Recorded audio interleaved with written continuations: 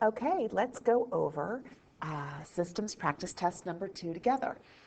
So we see we're going to have to identify the number of solutions, and we're going to have to look at the graphs, or we are looking at the graphs right now, and we have to decide if the solution's one solution, no solution, or infinite solution. So we see with number 1 that the two lines intersect, and they intersect at a point. We can't tell exactly what that point is, but no matter, we know that if they intersect at one point, it is one solution. So it's A, one solution. When we look at number 2, we see that it looks like there's only one line there, but we know in actuality, there actually is two. I like that word actually, don't I? There are two lines, but they're placed right on top of each other, which means that they share every single point. Every single point that one of the line has, the other one has as well. And so they have infinite amount of solutions, so we're going to put C for infinite solutions. Then we see for number 3, we see two parallel lines. These lines do not touch. They will never have a solution because the solution is found from where two lines intersect. So this one will be no solution.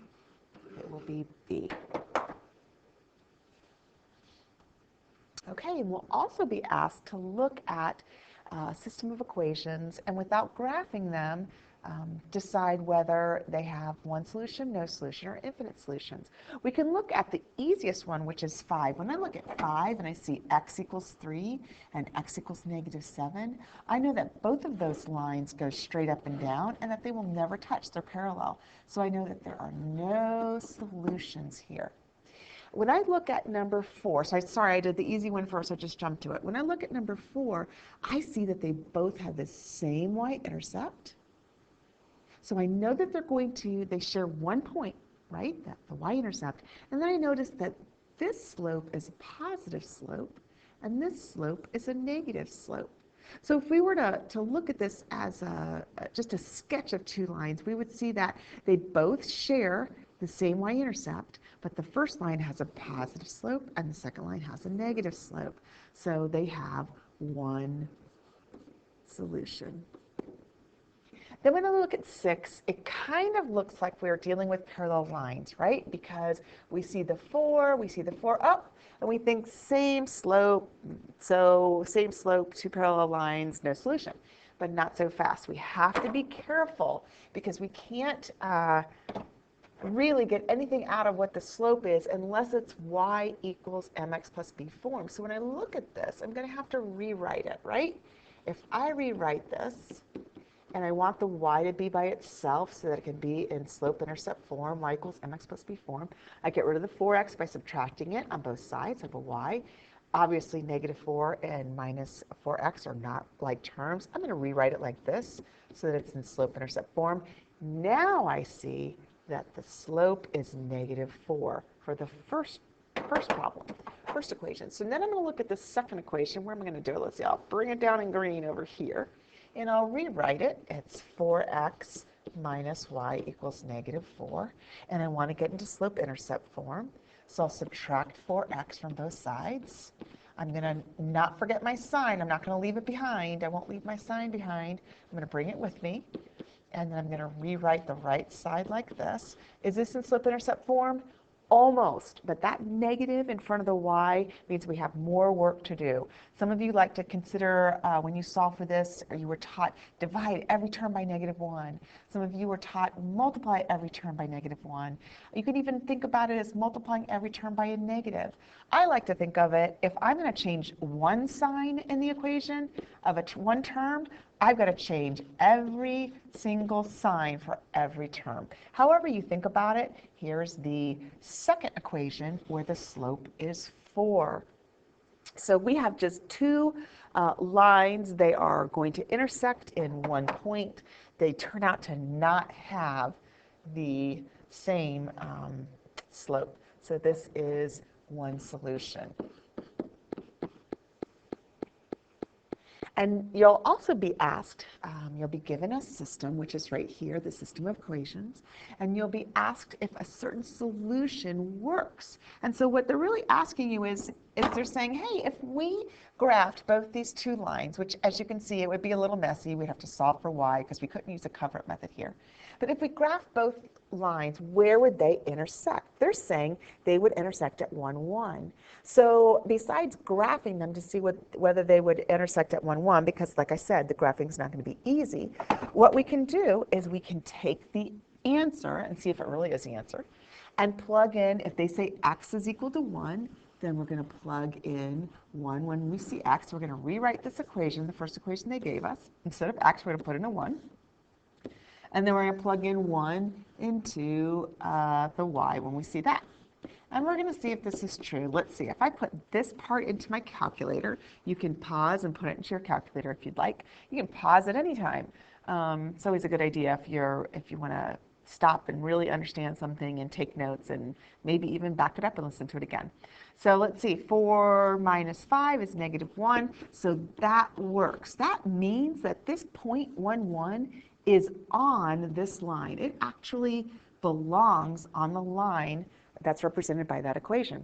And so then we're going to do it again for the second equation. We're going to see if 1, 1 belongs on this line as well. So plug a 1 in for x. So that means 7 times 1, and we'll plug in a 1 for, oh, no wonder people were complaining about this. Look at this. This should say minus 9y. I'm going to change it here because you will not see on the test 7x minus 9x. That is definitely a typo. So sorry about that if you got confused. Hopefully you came over and asked me and I said it's a y. So we're going to solve this problem as if it is a y. So we'll plug in a 1 for y, and we'll see if this is true. So this is 7 minus 9. Oh, not true. -2 does not equal -3. So 1, 1 is not a point on the second line, which means that it is not a shared point on both lines. If we drew these lines, if we graphed them, they would not intersect at 1, 1. They would intersect at some point, but not at 1, 1. Okay, you also need to get ready for, you will need to be able to write, how about that, 2 original linear systems of equations, one with no solution and one with infinite solution. So we know that parallel lines have no solution. So all we have to do for the no solution one is write something in slope-intercept form where we see, oh, my slope is 3x. Doesn't matter what the y-intercept is, I could put 2. But my second equation, I have to have the same slope. I could put -1,000,000, and I'm just going to do that to show you that it doesn't really matter what you put for your y-intercepts as long as they're different. What really matters is that we are using the same slope for both lines because that guarantees those 2 lines will never touch. Parallel lines will never have a solution. And so infinite solutions, the way I taught it in class, is that write an equation in standard form. So we know standard form would be something like 4x plus 5y equals 10, something like that. You could write anything you want in standard form. You could even write x plus y equals 1. And then what you're going to do is, I know some of you really want to just rewrite that. You want to say, oh, well, I'm going to write 4x plus 5y equals 10 because then they're the same line. You'll get it wrong then. You're right, the second equation needs to be the same line as the first equation, but it can't look like it is. So that means we're going to have to write it in disguise. I always tell my students when I teach it, pick an easy number to multiply by, 2 or 3 or 10. Well, let's go ahead and multiply by 2, and so we'll rewrite that. 2 times 4x is 8x. 2 times 5y is 10y, and 2 times 10 is 20. So you'll recognize this from when we make a wish and then make it come true. We've learned that you can rewrite an equation and make it look totally different, but it's really the same equation. It's just we can do more with it. So if you look at this green equation, the second equation, we could divide every term by 2, and we would get right back to the first equation. Okay, solve the system by graphing. With the first equation, my y-intercept is -1, and my slope is up 5. 1, 2, 3, 4, 5 over 1. I always like to put extra little dots in there. 1, 2, 3, 4, 5. I backtrack so I can get a pretty good-looking line. I think I have a little bump on my smartboard where that wiggle is. All right, and the second one, the second line, which I'm going to draw in green, the y-intercept is 8, and the slope is down 1, 2, 3, 4 over 1. Yay, we intersected. 1, 2, 3, 4 over 1. So we'll draw the line. So on the test, not only do you need to draw the two lines and where they intersect, you're going to need to write the name of the point that they both share, the name of the point where their intersection is. And so that point, remember, we're going to write the x first, then the y. To get to that point, we go over 1, so that's the x value, and we go up 1, 2, 3, 4. One last reminder, writing a point is the opposite of writing a slope. A slope, we're always looking at the y over the x, right? Rise over run. But when you write a point, and the reminder is you're using these parentheses, when you write a point, the x goes first, then the y. And that's your answer. All right, you're also going to see something like this, or you need to be prepared for seeing something like this. The first equation looks pretty easy. We see the y-intercept is 3, so we'll go ahead and graph that. And the slope is -1/2, so it's down 1 over 2. I'm going to go ahead and continue this pattern for a little bit. I'm even going to reverse it up here. Okay, so I've got enough points to make a pretty good line. Oh, that was pretty good for me. And then I look at the second one, and I want to put it in slope-intercept form, so I'm going to distribute the 2. And then I'm going to gather the like terms. So there we've got it. There's my y-intercept is -7, and my slope is +2, which means 2 over 1. So we'll go up 2 over 1, up 2 over 1, up 2 over 1, up 2 over 1. Yay! Finally met at this point. And so when we say solve the system by graphing, we're saying when you graph those two lines, find out what point both lines share. Where do they intersect? And once again, our answer is going to be the name of the point. That point's name is over 4, so the first name. The x part is 4, and the y part is 1. So if somebody said, hey, where's the point 4, 1? You'd say, oh, it's over 4, up 1. There it is. It's 4, 1. And that's your answer. Also be ready to do the cover-up method. And so I'm looking at the first one, and the cover-up method, once again, is based on, let's make x equal to 0. If x is 0, then -5 times 0 is 0. It's gone. And all I would have left is 5y equals 10. So I divide both sides by 5, and I get that y is equal to 2, which means the y-intercept would be 2. And then we want to find the x-intercept. We're going to do the opposite. What we'll do is say, let's set y equal to 0. If y is 0, 5 times 0 is 0, which is gone. And then we end up with -5x equals 10. We're going to divide both sides by -5, and we'll get x equals -2. That's my x-intercept. So we go to the x-axis, and we put a dot on -2. And then, voila, that is our line. Okay, halfway there. Let's look at the next equation. Once again, let's make x equal to 0. So we're covering up. If you can see my hand, I'm going to cover up. But that's why we call this the cover-up method. If we set x equal to 0, then 0 times 3 is 0. It's gone. So let's just cover it up as if it's not even there. And what do we have left? We have -3y equals 12. And we'll solve for y by dividing both sides by -3, and we'll get y equals -4. That's my y-intercept for the second line. So I go to the y-axis, and I put a dot on the -4. Then I'm going to do the same thing. I'm going to say, well, instead of covering up the 3x, what I'm going to do is set y equal to 0. So 0 times 3, or 0 times -3, however you want to look at it, is 0. It's gone, so we covered up, and that's the reason why we covered up. And then we rewrite what's left, and we're going to go ahead and solve for x, and we get x equals 4. That's my x-intercept. So I go to the x-axis, I find the 4, I'm going to connect the two dots, and I can see that Well, all right, if I didn't curve my line, I could really see these two lines are parallel. And when we have this happen, we need to make sure that we write, thank you for saying it before I could, no solution. You've got to write that. You can't just leave those parallel lines hanging around.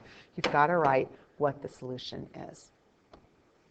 All right, solve this system algebraically, and although the test won't remind you, I'm reminding you now, algebraically means to use substitution or elimination. So we've learned that the best thing to do when we see y equals 5x plus 10 and y equals negative 3x plus 26, when the y is isolated by itself on both equations, is we're just going to set them equal to each other. We're going to use substitution, which says if y equals this and y equals this, well then this equals this. And we write 5x plus 10 equals negative 3x plus 26. And we go ahead and solve using DC-GAM, right? We add, we move our x's over. We get rid of our 10. That's what I love about systems. Look how we're reviewing so many of the things that we did this semester. Solving equations, graphing, the cover-up method. I mean, it's very exciting that everything connects. 26 minus 10 is 16, and then to solve for x, we're going to divide both sides by 8. So we get x equals 2. And be careful, because even though we did just finish solving the equation, we're not done yet, because the solution to a system of equations is a point that has both an x value and a y value. So we're almost done though. Now, since we know x is equal to 2, we're going to take it and we're going to substitute it back in. I'm going to use the first equation, but you could use the second equation if you wanted to, and we'll end up with the same answer. So when I see x, I know that now that x is equal to 2, and 5 times 2 is 10. 10 plus 10 is 20. And so my answer is 2, 20. If we were to graph this, this would be the point where these two lines intersect. All right, so I look at this, and I can't use substitution. So what I'm going to do is I'm going to use elimination, and the first thing I'm going to take care of is this first equation is not in standard form. I'm going to make it into standard form. First, I've got to rewrite it correctly.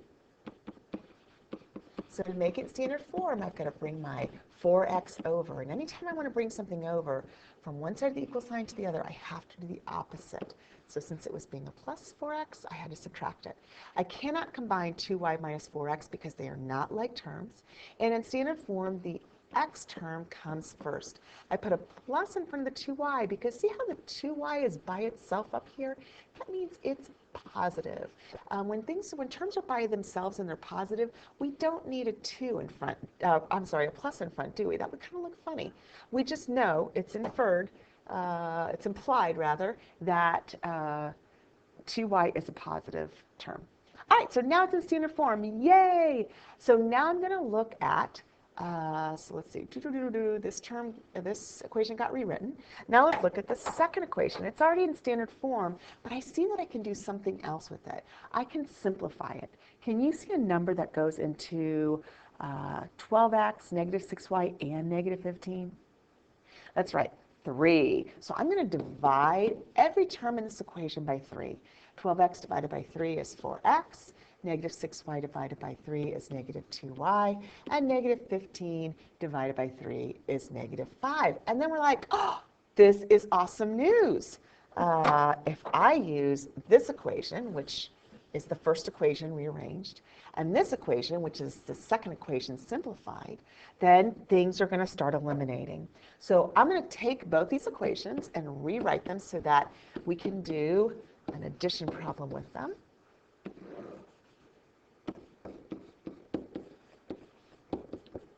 So here we go, let's add. Negative 4x plus 4x, gone, eliminated. That's why we call it elimination.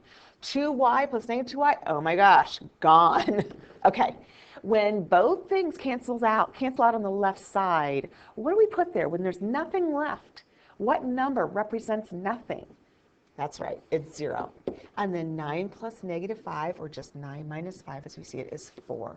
When x and y leave the scene, and we're left with a statement, we have to ask ourselves, is it true Does 0 equal 4? And I can hear you say, no, Miss Overby, it does not. And so guess what we write?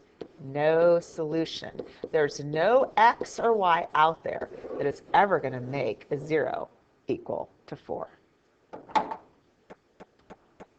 Okay, let's look at these two equations. They're both in standard form, so that's good. Let's go ahead and simplify them and see what happens. When we look at the first equation, we're thinking about a number that goes into 12x, 8y, and negative 24. What number do you think we could use? Yes, we could use 2, but how about 4? Let's see where that gets us. If we divide every term in this equation by 4, we get 12x divided by 4 is 3x. 8y divided by 4 is 2y, and negative 24 divided by 4 is negative 6. Let's look at the second equation. What does negative 18x, negative 12y, and 36 all have in common? How about a 6? If we divide negative 18x by 6, we'll get negative 3x. If we divide, we're dividing everybody by 6. If we divide negative 12y by 6, we'll get negative 2y. Oh my goodness, another one where things are just going to cancel out left and right. And 36 divided by 6 is 6. All right, we had to just simplify, and look, it's just falling into place. 3x plus negative 3x, gone, eliminated. 2y plus negative 2y, gone, eliminated. When both of them are eliminated and there's nothing left, what number represents nothing? 0. We bring down the equal. Negative 6 plus 6, 0. When the x's and the y's leave the scene, and we're left with a statement, we have to ask ourselves, is that true? Does 0 equal 0? If you can say yes, what that means is that there's an infinite amount of solutions. So we'll say infinite solutions. Do you know why? Because what it means is that these equations are set up such that you could plug any number. Well, I shouldn't say any number, but there's an infinite amount of numbers that you could plug in for x and y to make the 0 equal to 0 when you solve the system. All right. Also, if we graph these two lines, they would be exactly the same line. All right, let's look at this. We're going to make a wish for this one, and the reason why is that we can't simplify either one of these. They're both in standard form, though, so that's a good thing for us. But when I say make a wish, I think, oh my goodness, I'm looking at this negative y, and I think if only it were a negative 3y. All my dreams would come true. No. But if it were negative 3y, I could solve this system. So when I make a wish, then I want to make my wish come true. It's very empowering to be able to make your wishes come true. So how do we make a negative y into a negative 3y? By multiplying by 3. So we're going to multiply. If we're going to multiply our negative y by 3, we have to multiply every term in this equation by 3. Otherwise, we're not going to keep our equation balanced, are we? So 5x times 3 is 15x. Negative y times 3 is negative 3y. And 5 times 3 is 15. We've set it up so that we can just rewrite the second equation right underneath it. That's what happens when you make a wish and make it come true. Things work out your way. So let's see, 15x plus 2x is 17x. Negative 3y plus 3y, eliminated, gone. 15 plus 36, that is what, 11, carry the 1, is 51. That looks good. And when we're dividing both sides by 17, we get that x equals 3. Okay, be careful not to stop here. Sometimes students do that. We're not done yet. Remember, when we solve a system, we are looking to find a point, not just an x. We need an x and a y. So I'm going to see that I don't like my negative y in the first equation. I could use it, but I'm going to use the second equation instead. I'm going to plug in my 3 when I see my x. You guys could be brave and take the first equation. You're going to get the same answer that I do. So let's see, that'll be 6. And then I'll subtract 6 from both sides. I'll get 3y equals 30. And divide both sides by 3. So I get y equals 10. So there you go. We're going to put it together. Our x value is 3. Our y value is 10. And if we graph these two equations, the two lines would intersect at 310. Okay, awesome. We've moved on to the context. You want to build a structure in the shape below. The perimeter of the four sides of the structure is 26 feet. So we don't count the floor as far as the structure is concerned. We're just going to count the Y and the Y and the X and the X. So if we started this first equation from the first sentence, or the two sentences, we would say that we've got Y plus Y plus X is equal to 26 feet, because that's the perimeter of the four sides. So that's our first equation. If we want to make it look prettier, which of course we do, Y plus Y is 2Y, X plus X is 2X. So far, we're going to use this equation. Let's look at the second part of it. The material for the roof costs $5 per linear foot. So that means the cost of doing this side of the roof is 5x. The cost of doing this side of the roof is also 5x. So I'm going to write that down. We've got 5x plus 5x, because that stands for the cost for both sides of the roof. And the side walls are 7.25 apiece, which means that in addition to, let's see if I can move this stuff over. Okay, let me move this over. Okay. Let's see. So then we've got the plus 7.25y plus 7.25y, and this equals a total cost. So let's see. This is dollars, and our total dollars are 166. So I really want to move this over even more. Sorry about that. Come on, plus. My plus is not cooperating. There you go. Okay, so let's make it better. We'll simplify it. 5x plus 5x is 10x. 10x. Let me rewrite that. It's going to be 10x. 7 1/4, and 7 1/4. Let's see, that's 14 1/2, right? And 166. All right. Let's go ahead and see right away. We're dealing with these two equations, and what we want to do is find one of the terms to cancel out. And so what I'm looking at is hopefully the same thing you're looking at. I see we have a 2y here, and we have a, oh, wait a second. I've got my y's and my x mixed up, don't I? Let me go ahead and write, so that before I start doing something crazy, let me rewrite this as 2x plus 2y equals 26. That's much better than writing it 2y plus 2x. I mean, it's the same thing, but it's not in standard form, is it? So we want it to be in standard form. All right, so when I look at this, I see, going back to what I was saying, I see a 2x over here, and I see a 10x over here, and I'm like, oh, I am making a wish. I wish that my 2x was equal to negative 10x, because if it's equal to negative 10x, then 10x and negative 10x will cancel out. So that means that I'm going to take this whole equation and I'm going to multiply each term by negative 5, because that's the way I'm going to make my wish come true. So 2x times negative 5 is negative 10x. Excuse the announcements. 2y times negative 5 is negative 10y. And 26 times negative 5, let's see, 5 times 6 is 30. Here are the 3's, it's 130. Negative 130, does that sound good? Okay, I think it does. So let's see it. That's kind of running into each other, so let me fix this. All right, now I can bring these two together. So I'm going to rewrite this one. I'm going to put it right underneath here. We'll have 10x plus 14.5y. I have a feeling I'm going to need a calculator here.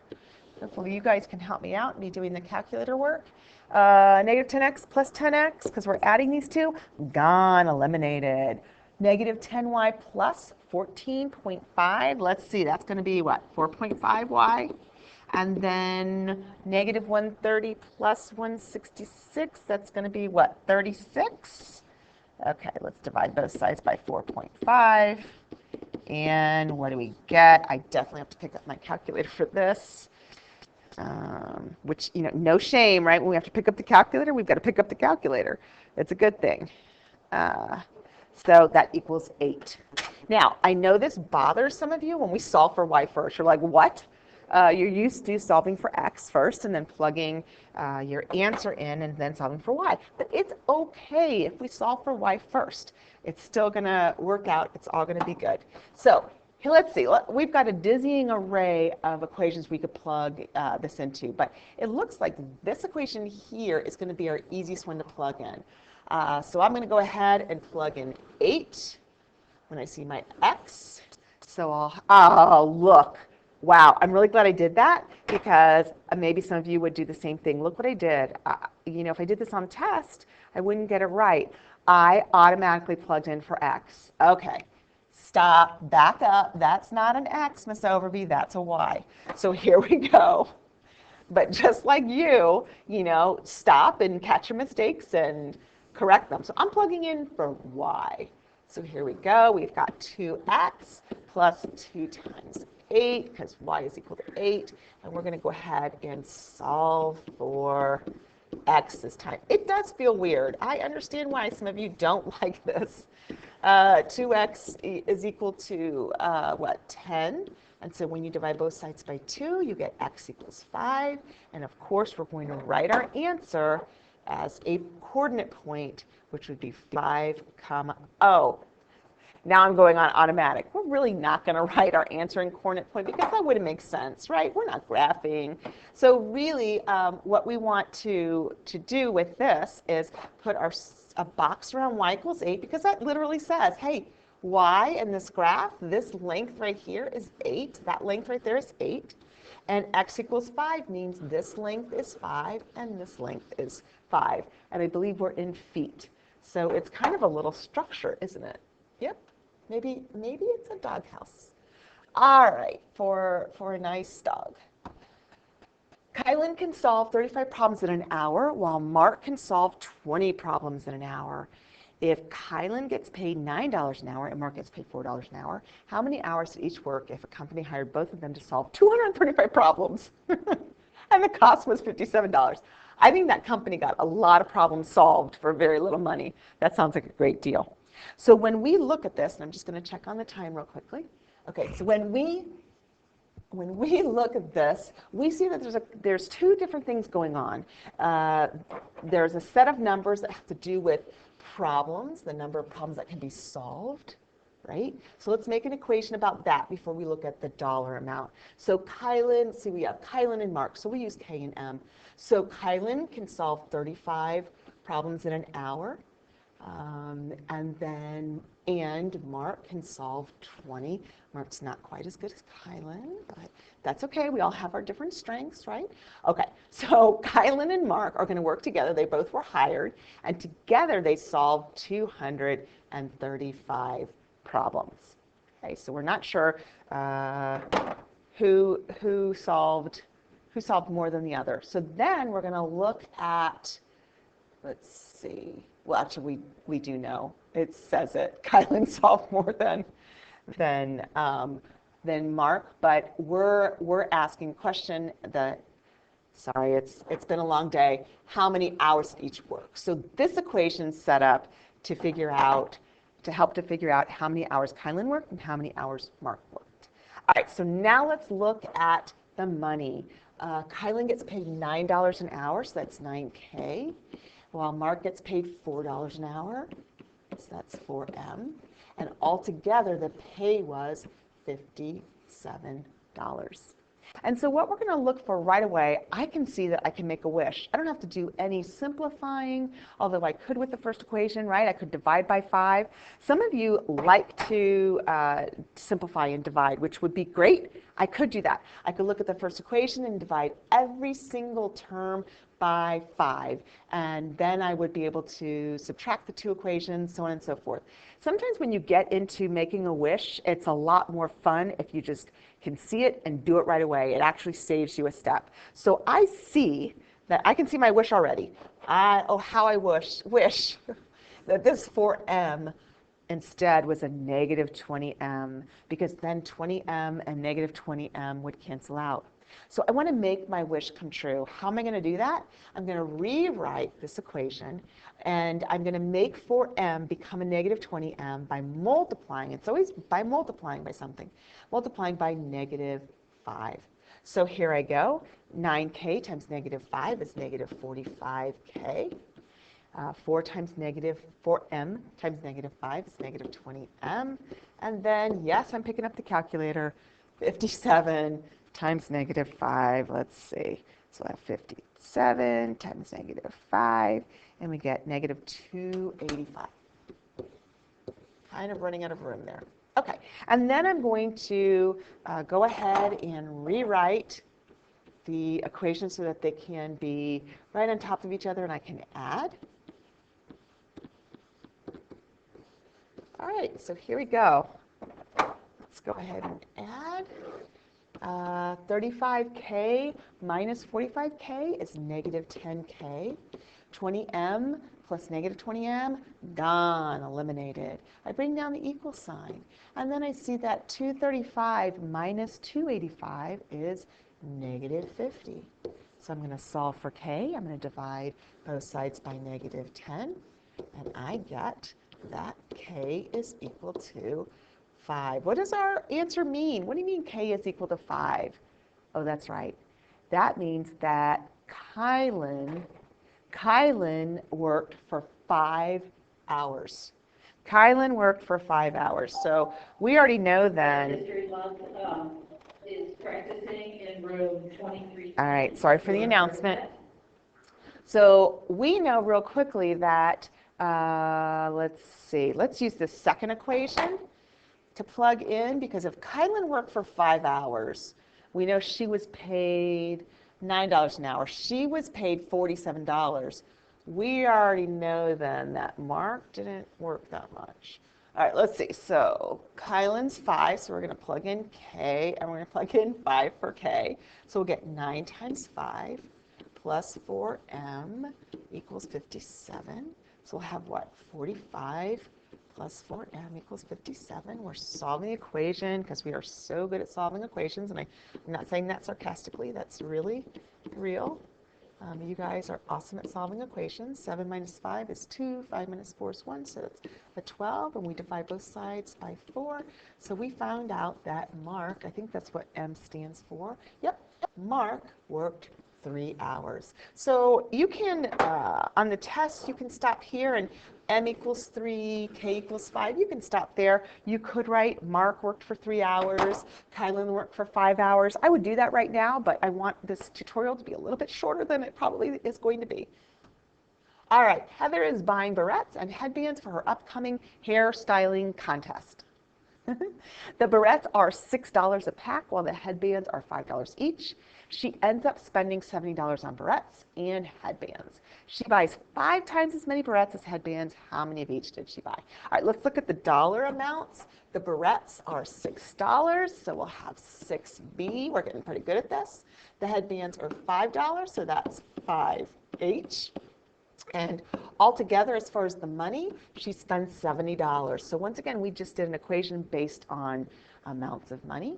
And now we're going to have to look at this next to last sentence that says she buys 5 times as many barrettes as headbands.